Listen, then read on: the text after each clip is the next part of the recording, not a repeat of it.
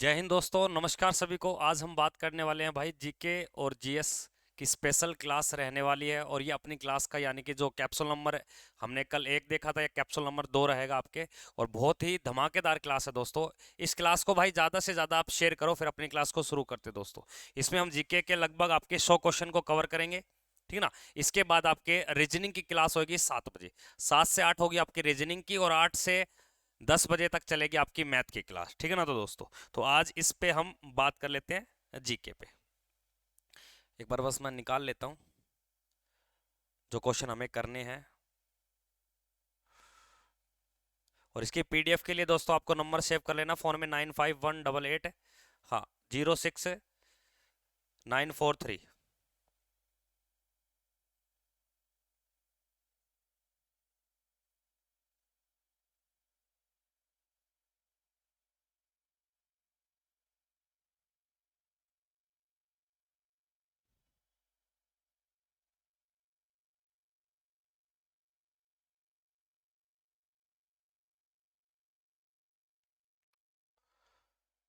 देखिए दोस्तों, क्वेश्चन क्या दिया गया। अच्छा प्रश्न है। भारत के विभाजन की स्वीकृति के समय, यानी कि भारत का जब विभाजन किया गया था, उस विभाजन के समय भारत का गवर्नर जनरल कौन था। भारत के विभाजन की स्वीकृति के समय, स्वीकृति जो कहा गया कि विभाजन किया जाएगा, तो उस समय कौन था भाई आपके, लॉर्ड वेवल। कौन था, लॉर्ड वेवल, स्वीकृति के समय। और विभाजन जब हुआ था, विभाजन के समय अगर कोई पूछ ले तो समय की अगर बात है, तो विभाजन के समय पूछे तो आपका जवाब क्या होगा, लॉर्ड माउंट बेटन। तो ये थोड़ा सा हार्ड प्रश्न है, इस प्रकार के प्रश्न आए तो आप बिल्कुल भी गलती नहीं करोगे। दूसरे प्रश्न पे चलते हैं। क्या दिए गए, दिल्ली का एकमात्र शासक कौन सा था जो युद्ध में मारा गया। दिल्ली का एकमात्र शासक है जो कौन सा था जो युद्ध में मारा गया। हाँ, जो जिसकी पानीपत की पहली लड़ाई होती है ना, बाबर और इब्राहिम लोदी, और युद्ध में कौन मारा जाता है, इब्राहिम लोदी। तो यहाँ का राइट उत्तर क्या होगा आपके, ऑप्शन संख्या डी आपके। अगले प्रश्न को देखिए क्या दिए गए। हम बात करेंगे ओनली फॉर क्वेश्चन और आंसर, टाइम वेस्ट नहीं करेंगे क्योंकि दिन कम बचे हैं। आगे देखिए, किस शासक ने अपने पुत्र तथा अपनी पुत्री को बौद्ध धर्म के प्रचार के लिए श्रीलंका भेजा। तो बौद्ध धर्म के प्रचार के लिए किसने भेजा, श्रीलंका। तो इसका उत्तर क्या हो जाएगा आपके, अशोक। कहां भेजा था भाई, यानी कि इसके बेटे का नाम था महेंद्र, बेटी का नाम था संघमित्रा। आगे देखिए अगले प्रश्न में क्या दिया गया, प्रश्न संख्या 4। शक सम्मत नामक कैलेंडर किसने चलाया था। भारत का जो राष्ट्रीय कैलेंडर है शक सम्मत, इसको चलाने वाले शासक का नाम था कनिष्क। 78 ईस्वी में चलाया था, और इसका जवाब हो जाएगा आपके राजा कनिष्क। और जिसी के समय बौद्ध धर्म की चौथी बैठक हुई थी, ये भी आपको ध्यान देना दोस्तों। अगले प्रश्न में देखिए क्या दिया गया, प्रश्न संख्या आपके 5वां।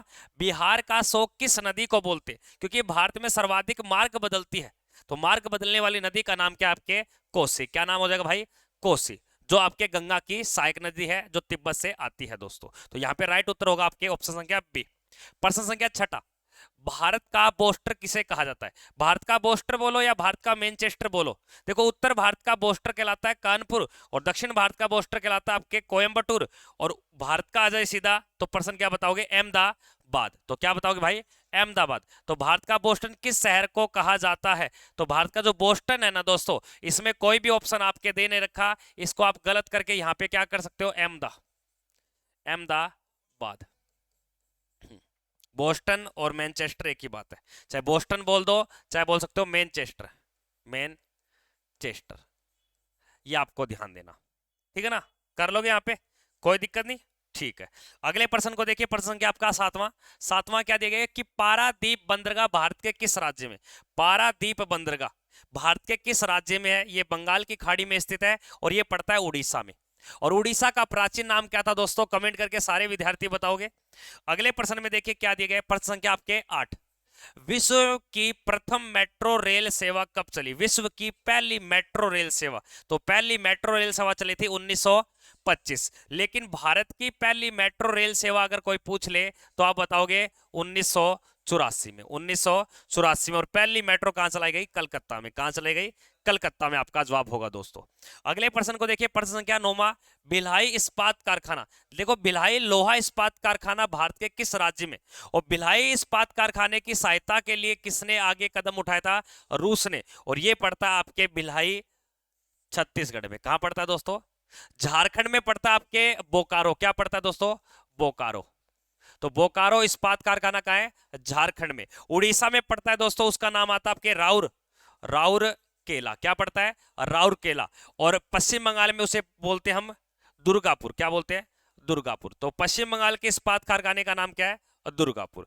तो बोकारो स्टील प्लांट तीसरी पंचवर्षीय योजना में लगा था, बाकी आपके दूसरी पंचवर्षीय योजना में लगाए गए। तो इसका राइट उत्तर हो जाएगा बी, ऑप्शन संख्या आपके बी। अगला देखिए 10वां नंबर प्रश्न क्या दिया गया है? भारत के सच्ची संचित निधि पर किसका अधिकार होता है? भारत में जो केंद्र सरकार पैसा इकट्ठा करती है ना टैक्स के रूप में, उस संचित के ऊपर किसका अधिकार होता है? तो भारत के संचित निधि पर किसका नियंत्रण रहता है? तो आप क्या बताओगे, संसद का या राष्ट्रपति का नियंत्रण रहता है? यानी कि जो भारत की संचित निधि पर जो नियंत्रण रहता है दोस्तों, वह आपके संसद का रहता है। एक होती है आकस्मिक निधि, आकस्मिक, आकस्मिक निधि, और इस आकस्मिक निधि के ऊपर जो अधिकार रहता है वो किसका रहता है? राष्ट्रपति का। किसका रहता है? राष्ट्रपति का। ये थोड़ा सा आपको ध्यान देना। तो यहां पे राइट उत्तर हो जाएगा आपके 10वें का डी, संसद। 11वां देखिए, अमरनाथ सॉरी सारनाथ स्तंभ का निर्माण किसने करवाया था? सारनाथ स्तंभ का अशोक ने। सारनाथ का किसने करवाया था? अशोक ने। और ये सारनाथ स्तंभ में सिंह की संख्या कितनी है? सिंह की संख्या कितनी है? तो आप क्या बोलोगे? 4। और ये सारनाथ के स्तंभ यानी कि ये हमारा क्या कहलाता है? आपके राष्ट्रीय, राष्ट्रीय चिन्ह क्या कहलाता है? तो हमारे राष्ट्रीय चिन्ह का नाम क्या है? सारनाथ, अशोक स्तंभ। क्या बोलते हैं उसे? अशोक स्तंभ बोला जाता है। अगले प्रश्न को देखिए, प्रश्न क्या 11, बजट किसके द्वारा पेश किया जाता है? बजट पेश कौन करता है? देखो बजट पेश करवाया जाता है राष्ट्रपति के द्वारा। कौन करता है इसे? वित्त मंत्री। तो यानी कि बजट पेश कौन करता है? तो आपका जवाब क्या होगा? वित्त मंत्री। कौन करता है? वित्त मंत्री। फटाफट से बताइए कि वर्तमान में वित्त मंत्री कौन है? वर्तमान में वित्त मंत्री का नाम बताइए कमेंट करके भाई। और जल्द आपके लिए करंट अफेयर की क्लास लेके आएंगे भाई, करंट अफेयर की क्लास लेके आएंगे। और ये स्पेशल जो क्लास रहेगी ओनली फॉर एओसी के विद्यार्थियों की, आईटीबीपी की और सीआईएसएफ, इन्हीं 3 कोर्सों के लिए ये करंट अफेयर की क्लास आपके लिए जल्दी लेके आएंगे, यानी कि संडे से पहले पहले, क्योंकि यहां से प्रश्न बहुत बनने आपके एग्जाम में। शेयर नहीं करते भाई बिल्कुल भी, क्लास को आप बिल्कुल भी शेयर नहीं करते, लाइक व शेयर करें।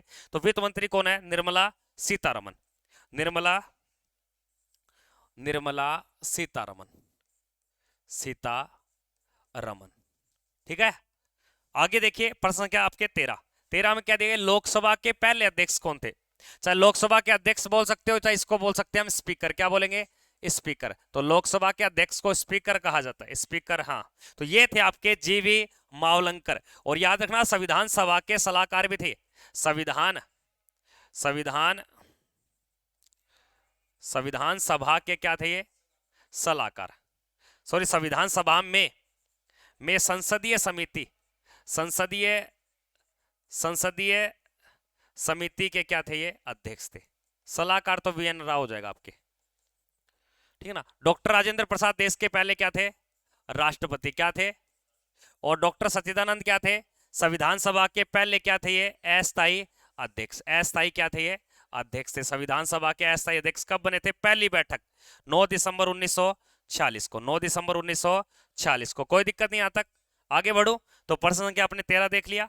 आगे देखिए प्रश्न संख्या 14 क्या दिया गया है? विश्व की लघु संसद किसे कहा जाता है? कौन सी चीज को लघु संसद कहा जाता है? देखो विश्व की जो लघु संसद कहा जाता है वो कहा जाता है महासभा को। किसको बुलाता है? जबकि विश्व का जो पुलिस मैन कहा जाता है, क्या बुलाता है? Police man. तो पुलिस मैन किसे बोलते हैं? आपके सुरक्षा परिषद। इस सुरक्षा परिषद के अंदर 15 लोग होते हैं। कितने लोग होते हैं? 15। इस 15 में से 5 लोग होते हैं अस्थायी। क्या होते हैं? सॉरी, 5 लोग होते हैं स्थायी। क्या होते हैं दोस्तों? स्थायी। और आपके 10 क्या होते हैं? अस्थायी। तो वो यहाँ पे मैं सदस्य बोल रहा हूं ना, तो आप देश बोल सकते हो, ठीक है ना। तो महासभा, संयुक्त राष्ट्र संघ, इस संयुक्त राष्ट्र संघ का हेडक्वार्टर पूछ लेगा आपसे, तो आप क्या बताओगे? न्यूयॉर्क। क्या बताओगे? न्यूयॉर्क। उसी प्रकार आपसे पूछ सकता है कि विश्व बैंक का हेडक्वार्टर कहाँ है, तो आप बताओगे वाशिंगटन, वाशिंगटन डीसी। और वाशिंगटन डीसी किसकी राजधानी है? अमेरिका की। किसके दोस्तों? अमेरिका की। वेरी गुड भाई, बहुत अच्छा जवाब दे रहे हो आप। तो अगले प्रश्न को देखते हैं, प्रश्न संख्या 15। भारतीय रिजर्व बैंक का राष्ट्रीयकरण कब किया गया? भारतीय रिजर्व बैंक का राष्ट्रीयकरण कब किया गया? भारतीय रिजर्व बैंक का पूछे तो 1 जनवरी 1 जनवरी 1949 को, क्योंकि आरबीआई बैंक की अगर कोई स्थापना पूछ ले, क्या पूछ ले, स्थापना, तो आपका जवाब क्या रहेगा, 1935 में। कब भैया, 1935 में। और ये 1 अप्रैल को, कब दोस्तों, 1 अप्रैल को। और इस आरबीआई का हेडक्वार्टर कहां पड़ता है, तो आप क्या बोलोगे, मुंबई में। कहां पड़ता है, मुंबई में। और उसके बाद में अगर देखा जाए कि आरबीआई के बारे में प्रश्न आ सकता है कि आरबीआई के वर्तमान गवर्नर कौन है, वर्तमान में गवर्नर कौन है, तो आप बोलोगे शक्तिकांत शक्तिकांत दास। शक्तिकांत दास इसके क्या है, गवर्नर है, ठीक है ना। शक्तिकांत दास इसके क्या है, गवर्नर। यहां तक कोई दिक्कत नहीं है। हाँ हाँ जी बोलो। खड़ा है, कुंडी मत खड़काओ राजा, सीधा अंदर आओ। आगे देखिए नंबर, इनमें से किस खेल में भारत में टोक्यो ओलंपिक में पदक नहीं जीता, यानी कि वह कौन सा खेल है जिसमें भारत ने इसके अंदर टोक्यो में ओलंपिक पदक नहीं देखा। बताने वाले को मेरी तरफ से 50 रुपए इनाम, मेरी तरफ से अभी हैंड टू हैंड। मेरी जेब में 50 का पड़ा भी है, देख लो, ये देखो 50 का, ये रहा, ये देखो फर्रा 50 का। बता दियो आप, ओपन चैलेंज है, देखा जाएगा, सबको बताऊंगा। और बोलो, और इतना और बता दो कि ओलंपिक खेल के अंदर भारत का कौन सा स्थान रहा, 48वां। कौन सा रहा, 48, वो राष्ट्रमंडल में चौथा रहा। और ओलंपिक खेलों में भारत ने जो टोक्यो के अंदर कुल कितने पदक जीते, 7। कितने जीते, 7 में से एक क्या था, गोल्ड। एक क्या था, गोल्ड के लिए याद रखना नीरज, क्या रखोगे, नीरज। और 2 क्या जीते आपके, रजत। क्या जीते, रजत के लिए याद रखना एक तो बजरंग, बजरंग, हाँ, एक मीराबाई चानू, एक लिखो मीराबाई चानू। और एक था आपके रवि धैया, रवि धैया, रवि धैया। और आपके बाकी कितने बच गए, आपके 4 पदक, 4 बच गए ना। एक कौन है, बजरंग, बजरंग पूनिया, बजरंग पूनिया। एक लवलीना, लवलीना, लवलीना। पीवी सिंधु भी जीती थी क्या इसमें, पीवी सिंधु गुरुजी, पीवी सिंधु। इसमें 4 रजत जो आपके कांस्य पदक थे, कांस्य पदक। याद रखना दोस्तों, बैडमिंटन में लेके आई थी पीवी सिंधु। कौन लेके आई थी, पीवी सिंधु, पीवी सिंधु। और आपके कुश्ती में, कुश्ती में कौन लेके आया, बजरंग पूनिया। कौन लेके आया दोस्तों, बजरंग पूनिया। और हॉकी में पुरुष, पुरुष की जो टीम थी उसने पदक जीता। क्या जीता, पुरुष। और जो आपके ये बॉक्सिंग दिखाई दे रहा है, और ये बॉक्सिंग में किसने जीता, लवलीना ने। अब भाई साहब सारे बच्चे हार गए, क्योंकि ये टेक्निकल ने दे दिया। यानी कि एक ऑप्शन और होना चाहिए था सर, इनमें से कोई नहीं, इनमें से कोई नहीं। यानी कि सब में पदक मिला है, कोई और खेल लिख देता तो काम चल जाता। यहाँ पे खा गए ना 50 रुपए आप, ये सारे आप इकट्ठा करके मुझे दो भाई साहब, था ना, बहुत दिन होगी। तो यहाँ पे थोड़ा सा याद रखना, तो ये अपने प्रश्न का उत्तर यहाँ पे हो जाएगा। ये सारे ऑप्शन ठीक है, सब में मिला है, ऐसा ये गलत कर दिया, बाद की बात देखेंगे। आगे देखिए अगले प्रश्न में क्या दिया, राजीव गांधी खेल रत्न पुरस्कार का नाम बदल के क्या कर दिया दोस्तों। हाँ, ये इंपॉर्टेंट प्रश्न है। तो राजीव गांधी खेल रत्न का नाम बदल के क्या कर दिया, मेजर ध्यानचंद। और अगर आपसे कोई बोल दे कि मेजर ध्यानचंद पुरस्कार की जो शुरुआत होती है वो कब से होती है, जब इसकी पुरस्कार की गई थी 1991 और 1992, यही बताओगे ना, और यही इसी के बारे में बताना है। वैसे मेजर ध्यानचंद जो पुरस्कार बना था ये आपके 2002 में बना था। कब बना था। और आज इसमें जो राजीव गांधी का नाम बदल के क्या कर दिया, और इसमें नगद राशि पूछ सकता है कितनी, 25 लाख। कितनी भैया। और आपसे ये पूछ सकता है कि मेजर ध्यानचंद या राजीव गांधी जो खेल रत्न है ये पहला किसे मिला था, प्रथम किसे मिला था। वो भाई आपके शतरंज के जादूगर थे, विश्वनाथ, विश्वनाथ आनंद, विश्वनाथ आनंद। दोस्तों आगे बढ़ते हैं, ऐसे टाइम बहुत लग जाएगा। आगे देखिए 18वें प्रश्न का देखिए क्या उत्तर होगा। सर्वाधिक बार बजट पेश करने वाले भारत के वित्त मंत्री कौन रहे, सर्वाधिक बार वित्त मंत्री कौन रहे हैं, सर्वाधिक बार बजट पेश करने वाले। तो यहाँ पे उत्तर क्या हो जाएगा आपके, मोरारजी 10 बार। यानी कि कितनी बार, 10 बार। तो सर्वाधिक बार बजट पेश किसने करवाया, वित्त मंत्री। बजट पेश कौन करता है, वित्त मंत्री, याद रख लोगे। वर्तमान में वित्त मंत्री कौन आपके, निर्मला। और देश का पहला वित्त मंत्री कौन था, ये आपके पी चिदम्बरम। ये देश का पहला क्या था, प्रथम वित्त मंत्री, वित्त मंत्री, ठीक है ना।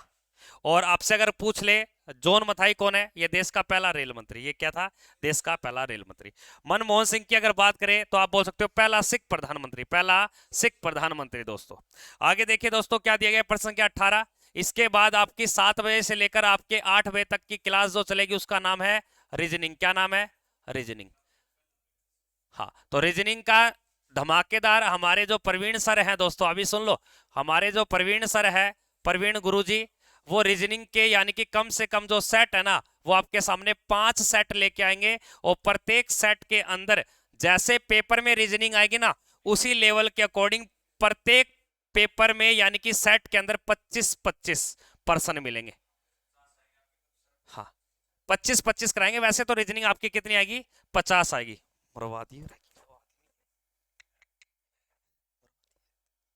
ठीक है देख लो ना, आगे देखिए भारत की मुख्य खाद्यान्न फसल। अब भारत में लोग जो है वो क्या ज्यादा खाते हैं दोस्तों, हाँ सर्वाधिक ज्यादा जो खाद्यान्न किया जाता है वो किसका है, क्योंकि जो उत्तर भारत है ज्यादातर आपके कृषि क्षेत्र में चावल की उपज भी ज्यादा होती है।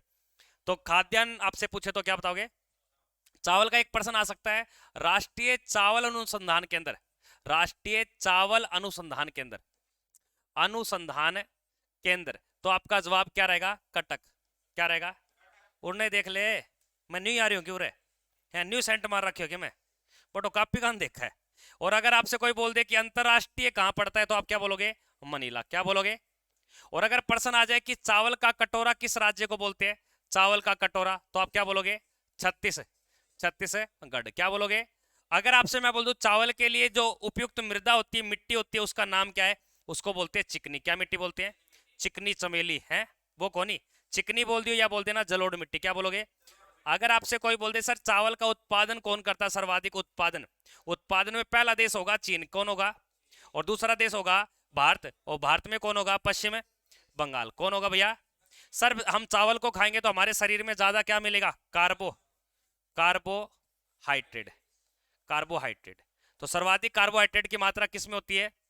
और याद रखना एक चावल के अंदर एक राइस होता है, उसे बोलते हैं गोल्डन राइस। क्या बोलते हैं, गोल्डन राइस। क्या बोलते हैं। इस गोल्डन राइस में विटामिन जो पाया था उसका नाम होता है विटामिन ए। तो आपसे पूछ सकता है कौन से राइस में विटामिन ए होता है, तो वैसे ही विटामिन नहीं होता। यहां तक ठीक है, आगे बढ़ता हूं अगले प्रश्न में क्या दिए गए। ऐसे तो एक प्रश्न के ऊपर रात करवा लेना। पानी कोई पीने की चीज है कि शाम शाम देख तो टाइम देख क्यों रहा है। हाँ देखिए, वेल्थ ऑफ नेशंस नामक पुस्तक किसके द्वारा लिखी गई, तो यहाँ पे आपका राइट उत्तर क्या होगा, आपके कार्ल मार्क्स। क्या होगा दोस्तों, कार्ल मार्क्स। ये आपको थोड़ा सा ध्यान देना। एडम स्मिथ को कहा जाता है अर्थशास्त्र का जनक। क्या बोलते हैं, अर्थशास्त्र का, अर्थशास्त्र का जनक। ये आपको याद रखना, अर्थशास्त्र का जनक कौन है, एडम स्मिथ, ठीक ना। आगे देखिए क्या है, सर्वोदय, सर्वोदय योजना किसके द्वारा चलाई गई, सर्वोदय योजना। सर्वोदय जो योजना है दोस्तों ये किसके द्वारा चलाई, बहुत अच्छा है। आप बताइए भाई, सर्वोदय पंडित जवाहरलाल नेहरू ने, या आपके जयप्रकाश नारायण ने, या मानवेंद्र नाथ रॉय ने। देखो मानवेंद्र नाथ रॉय की कहानी याद रखना, सन 1934 में हमारे संविधान की औपचारिक मांग की थी, अनौपचारिक, संविधान की अनौपचारिक, अनौपचारिक मांग, मांग करने वाले, करने वाले, वाले किसकी भैया, संविधान सभा की। तो हमारे संविधान सभा की जो अनौपचारिक मांग किसने की थी, तो आपका जवाब क्या होगा, मानवेंद्र नाथ रॉय ने। और जयप्रकाश नारायण, तो जयप्रकाश नारायण ने एक नारा दिया था जिसका नाम आता है जय जगत, विनोबा भावे होगा। इसका आएगा आपके संपूर्ण क्रांति, हाँ संपूर्ण, संपूर्ण क्रांति। तो संपूर्ण क्रांति का नारा किसने दिया, जयप्रकाश नारायण ने। और यहाँ का जो राइट उत्तर होगा वो होगा भाई आपके पंडित जवाहरलाल नेहरू। पंडित जवाहरलाल नेहरू ने भी कहा था आपके आराम ही क्या है, हराम है। ये याद रखना आपको। पंडित जवाहरलाल नेहरू देश के क्या रहे हैं, पहले प्रधानमंत्री या राष्ट्रपति, कमेंट करके सारे विद्यार्थी बताओगे। अगले प्रश्न में देखिए, प्रश्न संख्या 22 क्या कहता है, कि कह रहा है कि ऑपरेशन फ्लड, ऑपरेशन फ्लड किसके लिए है। हाँ वेरी गुड दोस्तों। तो ऑपरेशन फ्लड को चलाने से पूर्व इसे हम क्या बोल सकते हैं, श्वेत क्रांति। क्या बोलेंगे। और इस ऑपरेशन फ्लड को चलाने का गुजरात का एक व्यक्ति था सन 1970 में, उसका नाम था वर्गीज कुरियन। क्या था, वर्गीज कुरियन। इसी कारण इसे वर्गीज कुरियन को श्वेत क्रांति का क्या बोलते हैं, जनक। तो यहाँ पे राइट उत्तर होगा दुग्ध उत्पादन। और दुग्ध उत्पादन में विश्व का पहला देश कौन है भैया, तो आपका जवाब क्या रहेगा यहाँ पे, भारत। क्या रहेगा, भारत के बाद में यूएसए, उसके बाद में चीन। क्या होगा, और भारत में पूछे तो आपका जवाब क्या होगा, यूपी। तो भारत में यूपी, ठीक है। दूध में दो तत्व याद रखना, एक तो कैसिन, क्या याद रखोगे, और एक याद रखना कैरोटीन। Carotene, carotene. मैं पूरा नहीं आ रही हूँ कि दिखेगे, कैरोटीन में क्या होगा, पीला, और कैसिन में क्या होगा, सफेद। क्या होगा भैया, सफेद, ठीक है ना। देख लियो सफेद हो जाएगा। आगे देखिए, अब आगे क्या देगा प्रश्न संख्या आपके 23। हाँ, ये तो सभी को पता होना चाहिए भाई, करंट अफेयर का प्रश्न है, ये गलत मत करना दोस्तों। मनप्रीत सिंह का संबंध किस खेल से, ओलंपिक खेल में जो पुरुषों की एक हॉकी की टीम गई थी, उसका क्या ये लीडर, यानी कि क्या बोल सकते हो, तो यहाँ पे हो जाएगा आपके हॉकी टीम का क्या ये आपके कप्तान, ठीक है ना, पुरुष। आगे देखिए, इंग्लैंड की महारानी को भारत की महारानी कब घोषित किया गया। अब जो ब्रिटिश क्राउन था वो ब्रिटिश साम्राज्य से हटाकर उसके महारानी के हाथ में आ गया, क्योंकि जब एक क्रांति घट जाती है उसको बोलते हैं 1857 की क्रांति के बाद। तो आपका उत्तर हो जाएगा आपके 1858, 1858, ठीक ना। आगे देखिए अगले प्रश्न में क्या देगा, बक्सर के युद्ध की कंपनी, यानी कि बक्सर के युद्ध में कंपनी का सेनापति कौन था। अब बक्सर के युद्ध की ओर से कंपनी का सेनापति कौन था, तो आपका यहाँ पे क्या होगा, बक्सर पूछ रहा है तो बक्सर के लिए हो जाएगा हेक्टर मुनरो। कौन हो जाएगा, अब याद रखना ये रॉबर्ट क्लाइव है, ये क्या है, इस रॉबर्ट क्लाइव, आपने एक नाम सुना होगा, सिराजू, सिराजू दौला, सिराजू दौला, सिराजू दौला। सिराजू दौला ने टक्कर ली रॉबर्ट क्लाइव से, किससे ली, रॉबर्ट क्लाइव, ये याद रखना, रॉबर्ट क्लाइव। और इसमें जीत कौन गया, पहला अंग्रेज अधिकारी, और कौन हार गया, यानी कि इस युद्ध को बोलते हैं प्लासी का, क्या बोलते हैं, प्लासी का वार बोलते हैं। तो कई बार प्रश्न आता है कि प्लासी का युद्ध में विजय कौन रहा था, अंग्रेज अधिकारी रॉबर्ट क्लाइव। और रॉबर्ट क्लाइव जीतते ही रॉबर्ट क्लाइव ने बंगाल क्षेत्र पर, यानी कि बंगाल क्षेत्र पर अपना राज कर लिया, और वहां पे इसको बंगाल का क्या बना दिया, गवर्नर। तो प्रश्न ये आ सकता है कि बंगाल का पहला गवर्नर कौन था, कौन सा। इसका युद्ध का सन है आपके 1757, 1757, ठीक है ना। आगे देखिए, हाँ, मलयालम किस राज्य की राजभाषा है, मलयालम किस राज्य की राजभाषा है दोस्तों, फटाफट कमेंट करें, मलयालम किस राज्य की राजभाषा है। कर्नाटक की नहीं, कर्नाटक की तो है आपके कन्नड़, क्या है, कन्नड़। आंध्र प्रदेश की आपके तेलुगु, क्या है, तेलुगु। तमिलनाडु की है तमिल, क्या है, ये लो, फैलो थम, फैलो भाई साहब। तो केरल की क्या है भाई, मलयालम, क्या है भैया, मलयालम। आगे देखिए क्या दिया गया, भारत के मूल संविधान में कितनी अनुसूचियां थी, अनुसूचियां थी। हाँ, तो यहाँ का राइट उत्तर क्या हो जाएगा आपके, लेकिन वर्तमान में कितनी है। अगर आपसे मैं पूछूं वह कौन सी अनुसूची है जिसमें शपथ का उल्लेख किया गया, शपथ का उल्लेख तीसरी में, किसमें किया गया है। और अगर मैं आपसे बोल दूं किस अनुसूची में वेतन का उल्लेख किया गया है, तो दूसरी में, किसमें किया गया है। अगर मैं आपसे बोल दूं कि पंचायत का उल्लेख, पंचायत का उल्लेख किसमें किया गया है, तो आप बोलोगे 11वीं में, किसमें। और अगर मैं आपसे बोल दूं भाषाओं का उल्लेख किसमें किया गया है, भाषाएं, तो आप क्या बोलोगे 8वीं, किसमें। और अगर आपसे मैं बोल दूं कि नगर पालिका को, नगर पालिका, तो नगर पालिका के लिए कौन सा बताओगे आप, हाँ कौन सी बताओगे, 12वीं अनुसूची, कौन सी बताओगे। तो ये याद रखना, अनुसूचियां कितनी थी और है कितनी, 12। आगे देखिए प्रश्न संख्या 27, तमिलनाडु तथा आंध्र प्रदेश का तट रेखा। अब ये देखो आपके प्रायद्वीपीय भारत है, अब ये जो मैंने बताया ना, ये आपके तट रेखा वाला क्षेत्र है।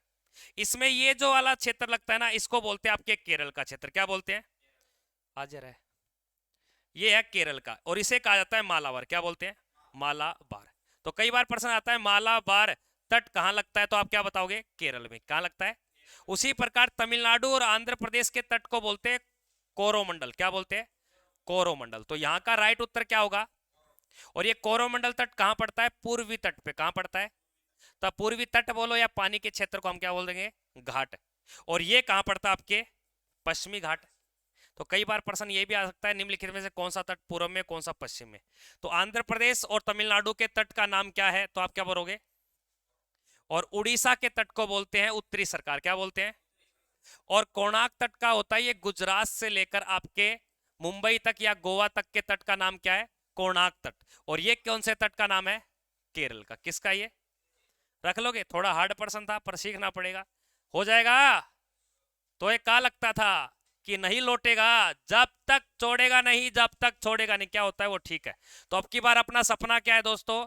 एओसी में आर्मी बनने का, ठीक है ना। आर्मी में अपने को क्या बनना है भाई? फौजी बनना है, चाहे कुछ भी हो जाए, चाहे आप वहां जाके आलू छीलना, चाहे कुछ भी करना, ठीक है ना। ये होती होगी ट्रेडमैन में। कोई नहीं, अपने को बस सरकारी नौकरी से मतलब है।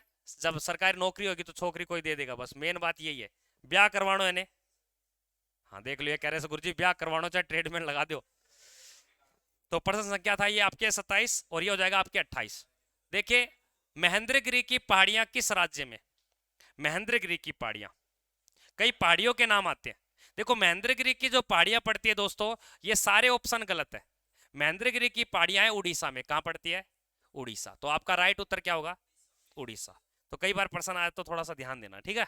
ये टेक्निकल पता नहीं लिटिल पैक लगा के प्रश्न टाइप करा था मुझे लग रहा है। आगे देखिए, टोक्यो ओलंपिक में भारत ने कितने पदक जीते?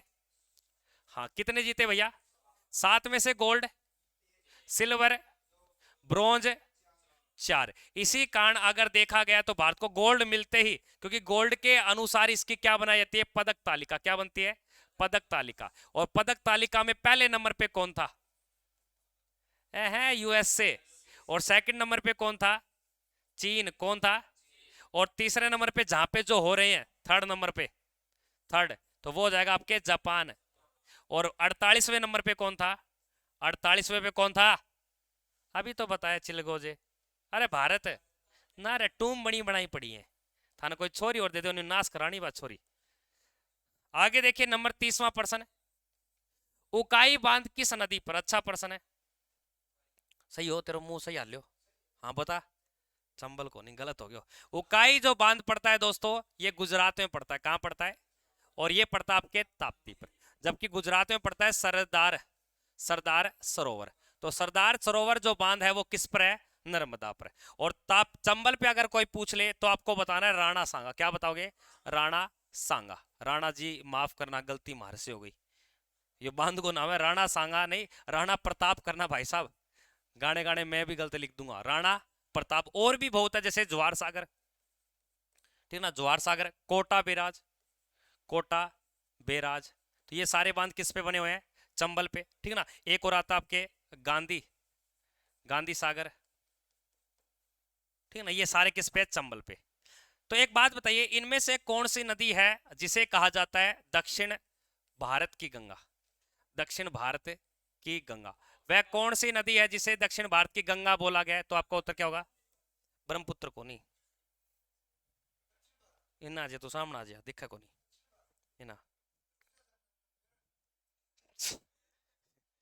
आगे देखियो, अगला देखिए 31 नंबर प्रश्न, पेरियार नेशनल पार्क किस राज्य में? Periyar national park. भाई साहब शेयर करो, भाई साहब आप शेयर नहीं करोगे तो मैं क्लास नहीं लूंगा भाई साहब। कम से कम 50 तो लाइव करो यारो, ऐसे मत करो। पेरियार नेशनल पार्क किस राज्य में स्थित है? 50 नहीं करना, 500 करना है पागल। हाँ, पेरियार नेशनल पार्क किस राज्य में है? पेरियार जो जंगली हाथियों के लिए फेमस है, एशियाई हाथियों के लिए जो फेमस है, वो राजा जी आपके उत्तराखंड में। तो यहाँ पे आपका उत्तर होगा केरल में। पेरियार नदी भी तो उत्तराखंड में, पेरियार झील भी, आपको ध्यान देना। आगे देखिए, अगले प्रश्न में क्या दिया? 32, विश्व का सबसे ऊंचा झरना कौन सा है? विश्व का सबसे ऊंचा एंजल झरना कौन सा है? जो कहां पड़ता है? वेनेजुला, वेनेजुला देश के अंदर, जो कैरो नदी पर, किस पे है ये? कैरो नदी पर। अमेजन की सहायक है, 979 मीटर इसकी हाइट है। और भारत का कोई पूछ ले, ये भारत का है। भारत का ऊंचाई 253 मीटर। और ये पड़ता है आपके कर्नाटक में। कहां पड़ता है? और नदी की अगर बात करें तो शरावती, शरावती नदी, ठीक है। तो ये बताइए बाराबत्ती स्टेडियम कहां पे है? बाराबत्ती स्टेडियम। सभी से एक पर्सन देता हूं, पर्सन का नाम सुन लो कि बाराबत्ती, बाराबत्ती खेल स्टेडियम कहां पे है? खेल स्टेडियम, खेल मैदान कहां पे? ये बता दो बस। जितने भी लाइव देख रहे हैं, जितने भी सामने बैठे हैं, ये बताना। आगे देखिए, दुर्गा पूजा किस राज्य का त्योहार है? दुर्गा पूजा, दुर्गा पूजा का जो संबंध है वो कहां से? पश्चिम बंगाल से। कहां से दोस्तों? और पश्चिम बंगाल का यहाँ का एक नृत्य याद रखना, उसे बोलते हैं कीर्तन। क्या बोलते हैं? कीर्तन कहाँ का है? तो आप क्या बोलोगे? और एक आती है छठ पूजा, क्या आती है? छठ पूजा। तो छठ पूजा आपको ध्यान देनी है बिहार की। कहाँ की है भैया? बिहार। या आप बोल सकते हो आपके सूर्य पूजा। क्या बोल सकते हो? सूर्य, क्योंकि क्योंकि ये सुबह सुबह सूर्य का दर्शन करके व्रत खोलते हैं, तो ये भी कहाँ हो जाएगा? आपके बिहार में, ठीक ना। तो दुर्गा पूजा आपसे पूछे तो कहाँ की है? पश्चिम। और गणगौर त्योहार पूछे तो गणगौर, गणगौर, गण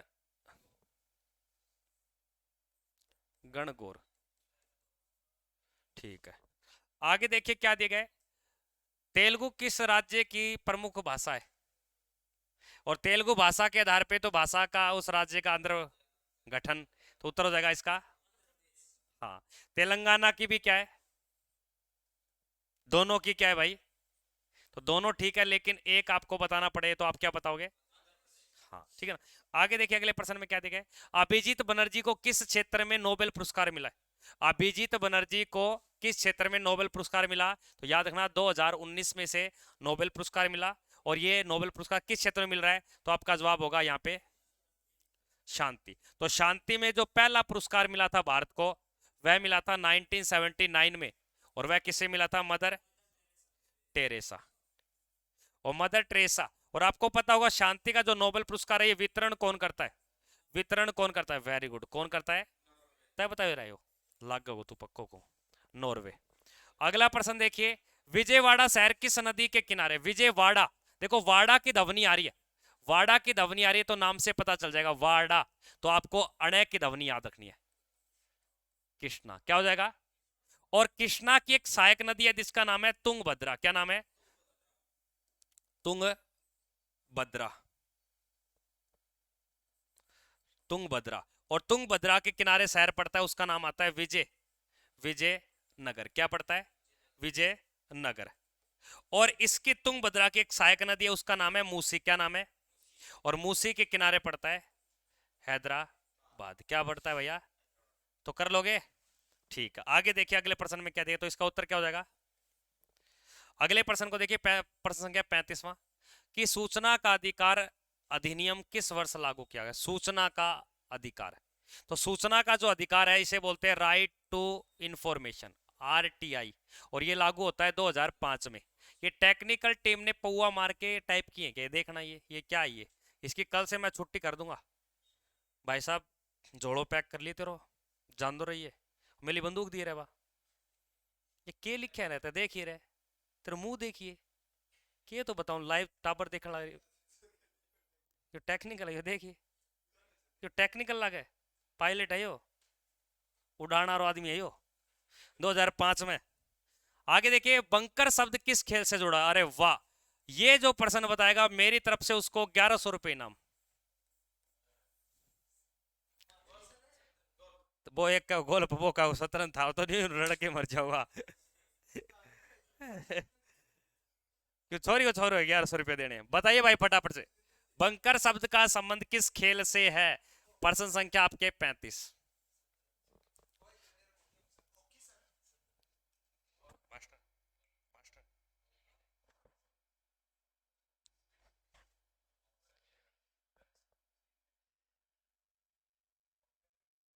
बंकर है, ऊपर नया की ध्वनि है। हाँ। तो बंकर शब्द का जो संबंध है वो कह रहा है डी बता रहा है, कोई बी बता रहा है, टेनिस बता रहा है। बताइए होमवर्क क्यों दे दूं? मैथ लेना है? क्या क्या मैथ लेना है? ऑप्शन आया सर, के क्या यो बेरो को नहीं।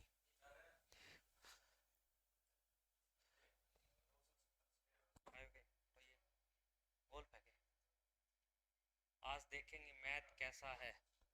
पूनम कहाँ है एग्जाम सेंटर तुम्हारा? हाँ पूनम का गेल पड़ जा, देखी जाके नाच तो हिली हो।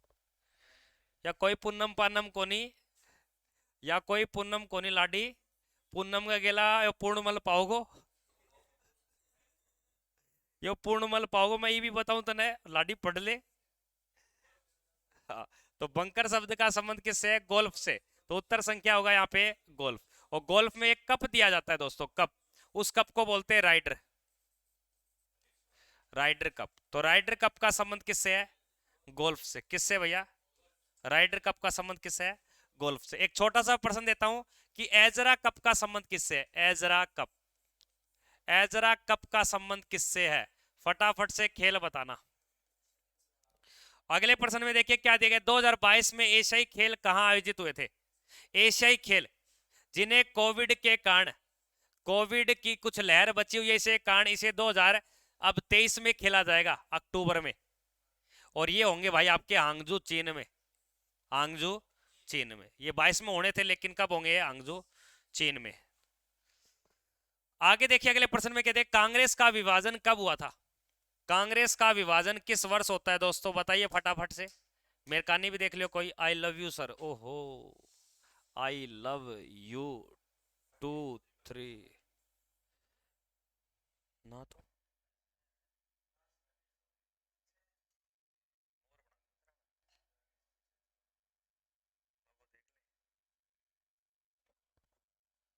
इतना भाग खड़ा है मेरा। बताइए भाई, कांग्रेस का विभाजन। तो कांग्रेस का विभाजन क्योंकि कांग्रेस में पहली बार क्या पड़ती है? फूट पड़ती है दोस्तों। तो फूट डाल लो, राज करो नीति। तो यहां पे हो जाएगा आपके 1907। और 1907 का, हाँ मुझे कोई बोल देना कि आपका पेपर दे के आना एओसी, मैं ये बोलता हूं कि मेरे कम से कम भी 150 के अंदर से 152 कौन गुरुजी 50 जीके का प्रश्न में हो जाएगा मेरा सही 45, और 50 रीजनिंग में मेरा 51 सही हो जाएगा। मैं एक फालतू बता गया हूँ रीजनिंग का, यानी कि रीजनिंग के 50 हो जाएंगे सही। और फिर आपके बच गए आपके रीजनिंग और मैथ 25 का, तो मैथ का हो जाएगा 20 एक, और 25 की इंग्लिश है तो 20 एक ये हो जाएगा। तो 20 20 40 है, और 50 कितना हो गया? 90। 90 और 45 कितना हो गया? तो 135 में तो मैं सीट ले लूं। मूली छोलना आ रही या तो गालरे छोलना की बात करो थे। नहीं मूली छोल दी गुरुजी, बड़ा तो देखियो थे। आगे देखिए भाई क्या दिया गया, साइमन कमीशन में कुल कितने सदस्य थे? हाँ तो इसी का तो विरोध किया था, क्योंकि इसके अंदर सारे क्या थे? अंग्रेज थे सारे, क्या थे? यानी कांग्रेसी थे, ब्रिटिश थे। इसी कारण इस साइमन कमीशन को नाम दे दिया गोरा, गोरा कानून। क्या नाम दे दिया? गोरा कानून। हाँ तो यहां पे राइट उत्तर क्या होगा आपके? 7। तो साइमन कमीशन का नारा किसने दिया था? साइमन कमीशन वापस है जाओ, लाला लाजपत राय। आगे देखिए अगले प्रश्न में क्या देगा, भारत के सर्वोच्च न्यायालय में अधिकतम जजों की संख्या हो सकती है आज वर्तमान में? तो जजों की संख्या में बदलाव कर दिया सन 2018 से, इसकी संख्या में बढ़ाकर 1 प्लस में 33 बराबर में कितना कर दिया? 34। कितना कर दिया? 34। तो यहाँ पे राइट उत्तर क्या होगा आपके? 34। कोई दिक्कत है क्या किसी को भाई साहब? चैट सेक्शन में बताइए। का हाल है लाला? कर तो दी, और क्या बार करूं? एक बार और कुछ था ना, करंट अफेयर की क्लास होगी, और इसके अंदर बहुत ही शानदार आपके लाजवाब, कम से कम भी ये मान के चलना 400 प्लस आपके आपके क्या होंगे भैया, जिसके अंदर एमसीक्यू क्वेश्चन भी मिलेंगे, और वन लाइनर आपके क्वेश्चन भी मिलेंगे, और प्लस में आपके फैक्टेड चीजें भी मिलेंगी, जो फैक्ट्स वाली चीजें हैं। बहुत इंपॉर्टेंट क्लास होगी, करंट अफेयर की क्लास होगी, ये जल्द आपके सामने अनाउंस कर देंगे। यानी कि ये मान के चलना संडे से पहले पहले, संडे से पहले पहले बहुत ही शानदार क्लास लेंगे। और हमारे गुरुजी का जो नाम है, गुरुजी, उस गुरुजी का नाम है परवीन सर, परवीन सर। तो परवीन सर की, ठीक ना, और प्लस में थारे थार सामने खड़े राकेश चौधरी सर, राकेश चौधरी सर। और जितने भी बालक नए जुड़ रहे हैं ना, हम फटाफट से एक काम करो, मेरे लिए चैनल ने सब्सक्राइब करो भाई साहब। नाम के मिला को थाना है राकेश चौधरी सर, ये अपना चैनल है, ये नाम आपको सर्च करना है और क्या करना है? सब्सक्राइब। ठोक दियो भाई, देखी जाएगी, नाच तो ही लियो। कर दोगे? बोलो हाँ या ना, ठीक है ना? हाँ तो यहाँ का राइट उत्तर क्या होगा भाई साहब? पुरंदर की संधि कब हुई थी? तो आप बोलोगे जय सिंह और औरंगजेब के मध्य। तो यह हो जाएगा भाई आपके 1765 है गुरुजी, या 1775 है, या 1665 है? हाँ 1665 में जय सिंह, जय सिंह और हो जाएगा आपके कौन? शिवाजी, शिवाजी गुरुजी, हाँ शिवाजी। आगे देखिए अगले प्रश्न में क्या देंगे, रवि दहिया का संबंध किससे, अभी थोड़ी देर पहले भी पढ़ा था, रवि दहिया का संबंध है, तो आपका यहां पे क्या होगा, रवि दहिया सर बॉक्सिंग, किससे, बॉक्सिंग से। अगला देखिए, किस रियासत के प्रतिनिधित्व संविधान सभा में शामिल नहीं हुए थे, किसके भैया, हैदराबाद के। आगे देखिए, भारत ने राष्ट्रमंडल की सदस्यता कब ग्रहण की थी, भारत राष्ट्रमंडल का हिस्सा कब बना था, मराठा और मुगलों के बीच में। तो भारत के राष्ट्रमंडल की सदस्यता कब ग्रहण की थी दोस्तों,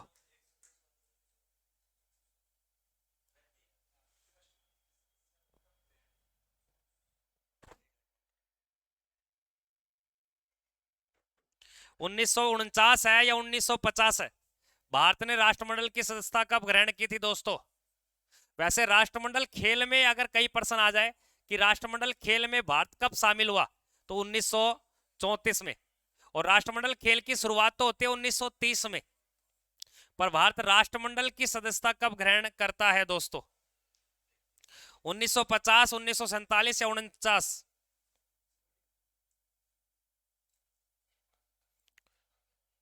1949, 1949।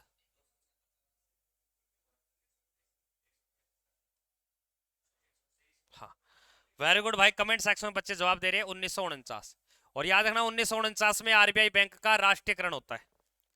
आगे देखिए अगले प्रश्न में क्या दिया गया, हाँ, वर्तमान में राज्य सूची में कितने विषय हैं, राज्य सूची, राज्य सूची में विषयों की संख्या दोस्तों, तो राज्य सूची में विषयों की संख्या, वर्तमान में राज्य सूची में विषयों की संख्या दोस्तों, और संघ सूची में अगर कोई पूछे तो संघ सूची में, और समवर्ती सूची में कोई पूछे तो समवर्ती सूची में हो जाएंगे आपके 52, कितने हो जाएंगे। आगे देखिए नेक्स्ट क्या दिया है, वित्त आयोग का गठन किस अनुच्छेद के तहत किया जाता है, वित्त आयोग का गठन जो 5 वर्ष के लिए राष्ट्रपति इसका गठन करवाता है, और ये होता है आपके आर्टिकल 280 के तहत, आर्टिकल 280 के तहत।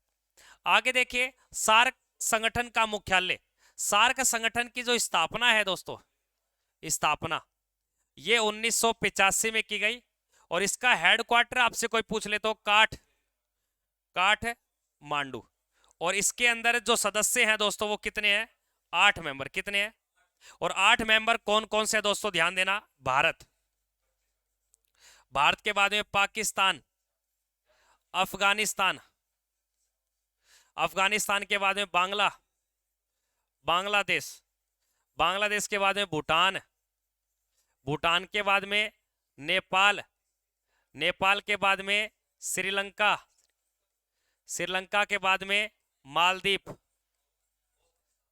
1 2 3 4 5 6 7 8, कितने सदस्य, चीन और म्यांमार इसका हिस्सा नहीं है दोस्तों, याद रखना ये। तो आज की क्लास का अपना लास्ट क्वेश्चन है, भारत का आइंस्टाइन किसे कहा जाता है, ये यानी कि 50वां प्रश्न आपका, भारत का आइंस्टाइन किसे कहा जाता है दोस्तों। सारे विद्यार्थी कमेंट करोगे इसका, ये होमवर्क का काम आपके लिए। पीडीएफ के लिए 9518806943 पर आप ले सकते हो। और एक बात बताना चाहता हूं कि अब आपके 7 बजे से लेकर 8 बजे के बीच में अब आपकी चलेगी, प्रवीण सर आपको पढ़ाएंगे रीजनिंग। क्या पढ़ाएंगे दोस्तों, रीजनिंग। और रीजनिंग के लिए इंस्पायर आपके इंस्पायर एजुकेशन चैनल पे आपके लाइव चलेगी दोस्तों। तो फटाफट से सारे विद्यार्थी इस चैनल पे पहुंच जाओ, और 7 से 8 बजे रीजनिंग का प्रैक्टिस सेट 1 आपके सामने उपलब्ध करवा रहे हैं। और इसमें जो टॉप क्वेश्चन रहेंगे वो टॉप क्वेश्चन रहेंगे 25 क्वेश्चन, ठीक है ना दोस्तों, धमाकेदार क्लास रहेगी भाई साहब। और आज के लिए इतना ही दोस्तों, मिलते हैं नेक्स्ट वीडियो में, तब तक के लिए जय हिंद, वंदे मातरम।